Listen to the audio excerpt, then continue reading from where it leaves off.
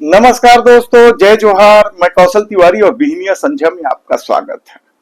कल आधी रात को मुख्यमंत्री निवास में मंत्रियों की अचानक बुलाई गई बैठक को लेकर अब भले ही मीडिया कितना भी दावा करे कि यह बैठक मंत्रिमंडल के विस्तार को लेकर था, लेकिन सच तो ये है कि यह बैठक किस तरीके से पार्टी में असंतोष में तब्दील हो गई, इसे सुनकर आप चौंक जाएंगे। क्षेत्रीय संगठन मंत्री अजय जामवाल और प्रदेश संगठन महामंत्री पवन साय ने यह बैठक अचानक नहीं बुलाई है। इस बैठक को बुलाने की वजह दिल्ली से वह फोन कॉल है, जिसे सुनकर आप चौंक जाएंगे। दरअसल मीडिया में यह खबर चलाई गई, कोई कह रहा था कि विस्तार हो रहा है और कोई सामूहिक इस्तीफे की बात कर रहा था। लेकिन आज हम इस आधी रात की बैठक का वह सच आपके सामने लाने वाले हैं, जो छत्तीसगढ़ में सुशासन के दावों की धज्जियां तो उड़ा ही रही है, सत्ता पक्ष से जुड़े नेता और विधायकों की करतूत से किस तरीके से पूरी बैठक गरमाने लगी, इसका भी हम सिलसिलेवार परत दर परत खोलेंगे। वीडियो के अंत तक बने रहिए, क्योंकि यह बात आपको कोई नहीं बताएगा।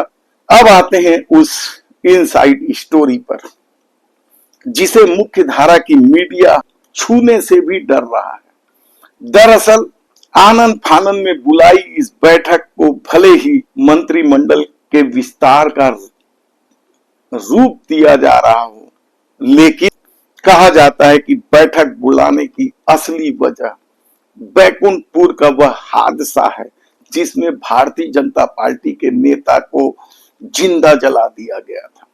इस हादसे की खबर ने दिल्ली को भी बेचैन कर दिया और दिल्ली से जो फोन आया उसके बाद ही आनंद फानंद में क्षेत्रीय संगठन मंत्री अजय जामवाल और संगठन महामंत्री पवन साय सीएम विष्णुदेव साय से बात की और अचानक यह बैठक बुला ली गई। बरसते पानी में मंत्री पहुंचे। रात 9 बजे आयोजित यह बैठक 2 बजे तक कैसे चली, पूरा सिलसिलेवार बात सुनिए। अब आते हैं उस बैठक की असली वजह में। अब आते हैं उस बैठक में क्या क्या हुआ। भले ही बैठक की शुरुआत मंत्रियों के परफॉर्मेंस को लेकर शुरू हुई, लेकिन कहा जाता है कि जैसी ही बैकुंठपुर में रेत के खूनी खेल का चर्चा शुरू हुई, सत्ता पक्ष के विधायकों और कुछ नेताओं की दादागिरी के किस्से अपने आप बाहर आने लगे। बंद कमरे की इस बैठक में मंत्रियों ने साफ साफ बताया कि कैसे कैसे किन किन जिलों में सत्ता पक्ष से जुड़े नेता और विधायक मनमानी कर रहे हैं, कैसे एसपी, कलेक्टर, डीएफओ, सीएमओ पर दबाव बनाते हैं। कई मंत्रियों ने तो यहां तक बताया कि अधिकारी इतने दबाव में हैं कि उन्हें काम करना मुश्किल हो रहा है। एसपी, कलेक्टर, डीएफओ, सीएमओ इन विधायकों से उलझना नहीं चाहते, क्योंकि उनके सामने पिछले दिनों के कई उदाहरण है, जिसमें ननकीराम कंवर के कोरबा जिले के तत्कालीन कलेक्टर अजित वसंत वाला मामला भी सामने लाया गया। इसके अलावा किस तरीके से सरगुजा क्षेत्र के 5 विधायकों ने रायपुर में कलेक्टर और एसपी को हटाने डेरा डाला था, उसकी भी चर्चा हुई। यही नहीं, एक डिप्टी सीएम ने तो एक महिला विधायक के बढ़ते हस्तक्षेप को लेकर यहां तक कह दिया कि यही हाल रहा तो जनता के सामने मुंह दिखाना मुश्किल हो जाएगा। कई मंत्रियों ने, खासकर 2 मंत्रियों ने तो साफ तौर पर कहा कि इन विधायकों की करतूत और नेताओं की मनमानी के चलते उनकी कोई वैल्यू ही नहीं रह गई है। कई विधायक तो अपने क्षेत्र में समानांतर सरकार चला रहे हैं। यह बात भी एक मंत्री ने कही है। ट्रांसफर, पोस्टिंग, निर्माण के कार्यों के ठेके तक में इन विधायकों की मनमानी चल रही है। कलेक्टर एसपी को तो वे ऐसे धमकाते हैं जैसे वे उनके पर्सनल नौकर हैं। सरगुजा क्षेत्र के एक मंत्री ने कहा कि सत्ता पक्ष से जुड़े कई नेता और विधायक का एटीट्यूड तो ऐसा है मानो वे कुछ भी करेंगे। इन नेताओं और विधायकों के चलते जमीनी कार्यकर्ताओं की उपेक्षा तो हो ही रही है। अधिकारी भी सीधी कार्रवाई से डर रहे हैं, इसलिए बैकुंठपुर जैसी घटनाएं हो रही हैं।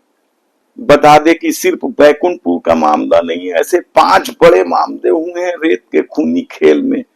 कवर्धा में तो बकायदा वन विभाग के कर्मचारी अधिकारियों की पिटाई हुई है खून निकलते तक, लेकिन पार्टी के नेताओं के दबाव के चलते ज्यादा कुछ कार्रवाई नहीं हुई। और हाल में ही नायब तहसीलदार के साथ हुए मामले भी इस बैठक में सुनाई दिए कि किस तरीके से विधायकों के लोग अधिकारियों को कुछ नहीं समझते हैं।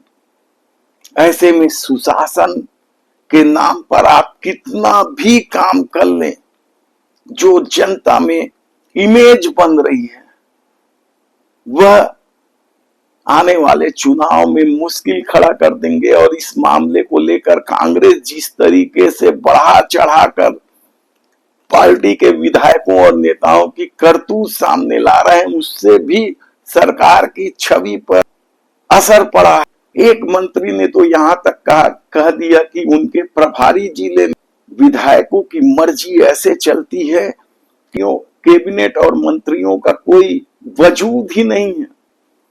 बेलगाम विधायक सुशासन की राह को दीमकों की तरह चाट रहे हैं। इसके चलते कांग्रेस को रोज नया मुद्दा मिल रहा है और कांग्रेस इस छोटे छोटे मामले को बढ़ा चढ़ाकर ऐसे पेश कर रही है मानो सरकार नाम की चीज ही नहीं है। सब कुछ विधायक और उनके नेता ही मनमानी पर उतार हुए गुंडागर्दी कर रहे हैं। ये सब बात मंत्रियों ने खूब जमकर की।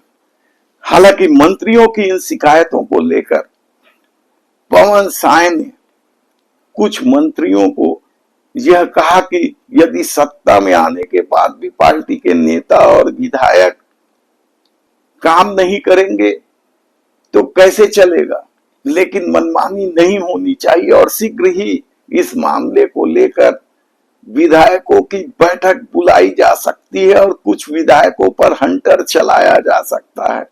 तो दोस्तों, लब्बो लुआब ये है, बैकुंठपुर में हुई घटना ने पार्टी और सरकार को पूरी तरीके से हिला कर रख दिया है और भारतीय जनता पार्टी के नेता को जिंदा जलाने की यह पहली घटना नहीं है। इससे पहले याद कीजिए लोहारी डी में भी ऐसा ही हुआ था और पुलिस की अनदेखी की वजह से कई मामले, छोटे छोटे मामले बढ़ जाते हैं, विकराल रूप लेने लगते हैं।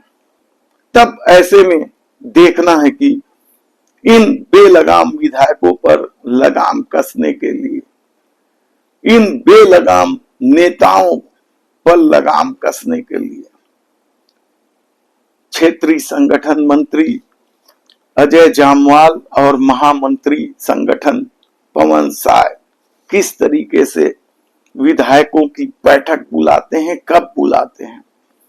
यदि इस पर आपकी कोई राय हो तो हमें कमेंट बॉक्स पर नीचे जरूर दे दीजिए और हम आने वाले दिनों में आपको बताएंगे कि इस बैठक में और क्या क्या कुछ हुआ। यदि आपने हमारे चैनल को सब्सक्राइब नहीं किया तो प्लीज सब्सक्राइब कर लीजिए, बेल आइकन का बटन दबा दीजिए। धन्यवाद।